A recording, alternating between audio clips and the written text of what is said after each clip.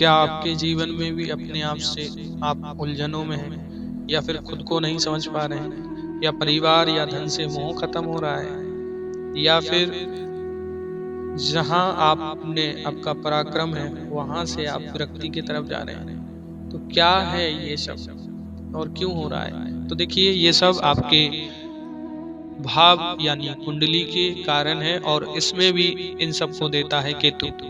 तो आज हम 12 भावों पर केतु का क्या प्रभाव रहेगा उसको लेकर बात करेंगे।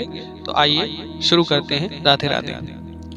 देखिए, हमारी लग्न जो है हमारे स्वयं का शरीर है, बुद्धि, स्वभाव और जीवन को दर्शाती है, यानी नई दिशा को ये जो है दर्शाती है। केतु जब भी आपके लग्न में बैठता है तो ऐसे व्यक्ति अपने आप से अपेक्षाएं जो है कम रखते हैं। जीवन में एक प्रकार की आंतरिक निराशा या वैराग्य इनके अंदर बना रहता है, यानी ये बहुत ज्यादा या तो अपने आप से निराश होते हैं, यानी खुद से ये संतुष्ट नहीं हो पाते, या फिर इनको जो है वैराग्य जैसी इच्छाएं होती हैं, या कि मैं सब छोड़ दूं, सबसे दूर हो जाऊं। कई बार ऐसे जो जातक होते हैं ये अपने आप को पहचान को लेकर उलझन में रहते हैं, यानी कि मैं कौन हूँ, मैं किस लिए यहाँ आया हूँ, मेरा काम क्या है, या फिर मेरे जीवन के उद्देश्य क्या है।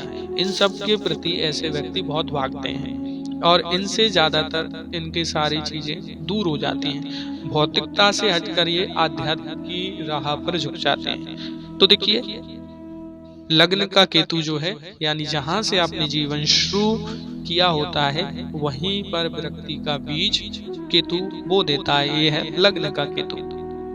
जब भी आपके द्वितीय भाव में केतु होगा तो दूसरा भाव हमारा धन, वाणी, परिवार और संस्कारों का सूचक होता है।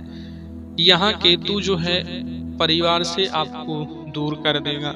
वाणी में अस्पष्टता आ जाएगी, यानी आप जो भी बोलेंगे उसको समझना दूसरों के लिए थोड़ा सा संभव जल्दी नहीं हो पाएगा। कभी कभी आपके अंदर कटुता भी ला सकती है, यानी आप इतना तीखा बोलेंगे कि सामने वाला आपसे वैसे ही रुष्ट हो जाएगा, टूट जाएगा।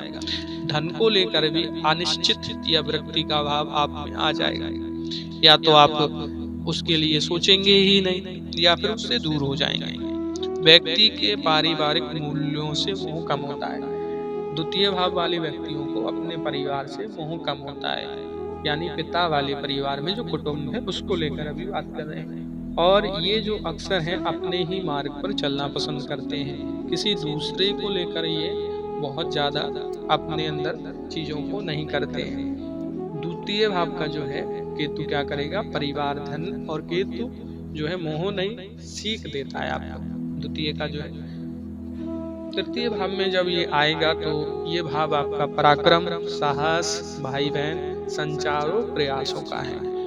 तो केतु जब भी यहाँ आता है तो व्यक्ति अपने प्रयासों को लेकर अनिश्चित बनता है, यानी स्ट्रगल को लेकर बहुत ज्यादा वो सोचता है, या फिर उसकी सीमाएं नहीं होती कि वो वहां तक पहुंचेगा भी नहीं या पहुंच जाएगा, कि ऐसे कंफ्यूज बहुत रहता है। भाई बहनों से वो जो है दूरी या उनसे विचारों का ना मिलना ये बहुत संभव है। जब भी केतु तृतीय भाव में होगा तो ऐसे व्यक्तियों के अपने छोटे भाई बहनों से विचार बहुत कम मिलेंगे। और कभी कभी ये व्यक्ति क्या करता है कि साहस तो इसके अंदर होता है पर दिशा स्पष्ट नहीं होती है, यानी काम करने का तरीका और शक्ति होती है पर किधर जाना है ये इसको पता नहीं होता है। तो देखिए क्या है कि पराक्रम की राह पर जो है जब भी विरक्ति छा जाए आपके, तो समझ लेना कि तृतीय में केतु है। अगर चतुर्थ भाव की बात करें तो ये भाव हमारी माँ का, ग्रह सुख, संपत्ति, मानसिक शांति और जन्मभूमि से जुड़ा हुआ है। जब भी केतु इसमें आएगा तो आपको जो है माँ से दूरी बना देगा, या तो आप बाहर चले जाएंगे पढ़ने के लिए, या फिर कोई जॉब या कोई ऐसा काम आपके आ जाएगा कि आपको अपने घर से दूरी बनानी पड़ जाएगी। मानसिक असंतोष और अपने घर से मोह कम कर देगा आपको। ऐसे व्यक्ति जो है अक्सर जन्मभूमि छोड़कर दूर स्थानों पर बसते हैं। जिनके भी चतुर्थ में केतु है तो इनके 90% चांसेस बन जाते हैं कि अपनी जन्मभूमि से दूर जाना इनको पड़ जाता है, और साथ में मन में एक अजीब सा खालीपन इन लोगों के बना रहता है। तो फोर्थ हाउस का केतु क्या है, घर में भी घर जैसा एहसास ना होने देना। तो समझिए कि चतुर्थ में आपका केतु बैठा हुआ है। जब भी पंचम में केतु आएगा तो क्या होगा? पंचम भाव आपकी बुद्धि, प्रेम, रचनात्मक और पूर्व जन्म के पुण्यों का है। तो केतु यहाँ व्यक्ति को बुद्धि में गहराई तो देता है और उसे भ्रम और आध्यात्मिक में डुबा सकता है। पंचम के केतु वाले व्यक्ति थोड़े भ्रमित ज्यादा होंगे और आध्यात्मिक में ज्यादा डूबेंगे। संतान सुख में विलंब, जिनके भी केतु पंचम में है उनको संतान सुख बहुत लेट होगा या हो गया तो फिर उससे सुख मिलना थोड़ा कम है। प्रेम जीवन में भी दूरी या उलझन संभव है। अगर केतु आपका पंचम में है तो प्रेम विवाह या प्रेम में है तो निश्चित आपके काफी ज्यादा उलझने रहेंगी। अगर प्रेम विवाह हो भी गया तो एक लंबे समय तक उसका चलना केतु के कारण संभव नहीं हो पाएगा। ऐसे व्यक्ति जो होते हैं वो रचनात्मक होते हैं पर वह सामान्य ढांचे से हटकर होते हैं, यानी उनकी जो क्रियाएं होती हैं वो लोगों से असामान्य होती हैं, अलग होती हैं। तो देखिए, जब भी ज्ञान का रहस्य बना दे, जब भी आपके ज्ञान का रहस्य बनने लग जाए तो समझ लेना आपका केतु पंचम भाव में है। जब भी षष्टम में केतु आएगा तो क्या होगा? ये भाव हमारे ऋण, रोग, शत्रु और सेवा से संबंधित होता है। केतु जब भी यहाँ बैठेगा तो व्यक्ति अनजाने शत्रुओं से घिर जाएगा। अस्पष्ट रोग या सेवा में आध्यात्मिक झुकाव दे सकता है, यानी शत्रु इसके अचानक बनेंगे या फिर जो अदृश्य दिखेंगे नहीं, इसके पीठ पीछे वाले। अस्पष्ट रोग होंगे तो स्पष्ट नहीं होगा कि कौन सा रोग है या हो रहा है, और आध्यात्मिक की तरफ इसका झुकाव बन जाएगा। और ऐसे जातक कई बार शत्रुओं को भ्रमित करके हराते हैं, पर इनके अंदर एक टैलेंट भी होता है कि ये कई बार उनको जो है कंफ्यूज कर देते हैं और उनको हरा देते हैं, पर फिर भी ये लोग भीतर से संतोष ही इनके अंदर बना रहता है। ये अपने आप से संतुष्ट नहीं हो पाते हैं। तो मान लीजिए कि जब भी युद्ध है और वहां भी व्यक्ति का मार्ग दिख रहा है आपको, यानी किसी से झगड़ा हो रहा है या कुछ हो रहा है, तो समझ लीजिए केतु आपका छठवें भाव में है। सातवें भाव का देखिए, जब भी सातवें भाव है हमारा पहले विवाह, साझेदारी और सामाजिक छवि, इनसे जुड़ा हुआ है। केतु यहाँ अगर है तो वैवाहिक जीवन से भी दूरी देगा। जिनके भी सप्तम में केतु है वो वैवाहिक जीवन से थोड़े दूर रहना चाहेंगे या जीवन साथी से मानसिक अलगाव ला सकता है, यानी कोई भी माध्यम बन जाएंगे। या तो आप उस रिश्ते से बहुत ज्यादा खुश नहीं होंगे या दोनों के बीच में आपकी बहुत अच्छी स्थिति नहीं रह पाएगी। साथ में व्यक्ति विवाह को भी भौतिक बंधन से अधिक एक आध्यात्मिक यात्रा की तरह देखता है। जब ज्यादा वो इस चीज में परेशान हो जाता है तो फिर वो क्या सोचता है कि अरे ये तो एक परंपरागत है और मैं इसमें जुड़ गया हूं तो अब इसका निर्वाह करूंगा।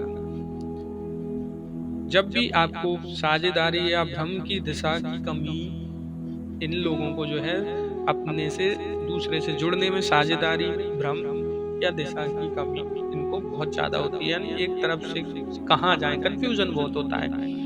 देखिए, संबंधों में जब भी वैराग्य भूल जाए तो समझ लेना कि सप्तम में आपका केतु है। अगर अष्टम की बात करें तो ये भाव हमारे रहस्यों का, गूढ़ विद्या का, आकस्मिक घटनाओं का और जीवन मृत्यु से भी जुड़ा हुआ है। केतु जब भी यहाँ रहेगा तो व्यक्ति को अलौकिक या रहस्यमय ज्ञान की ओर खींचता है। ऐसे व्यक्ति जो है रहस्यमय ज्ञानों की तरफ भागते हैं जब भी केतु आपका अष्टम में रहेगा।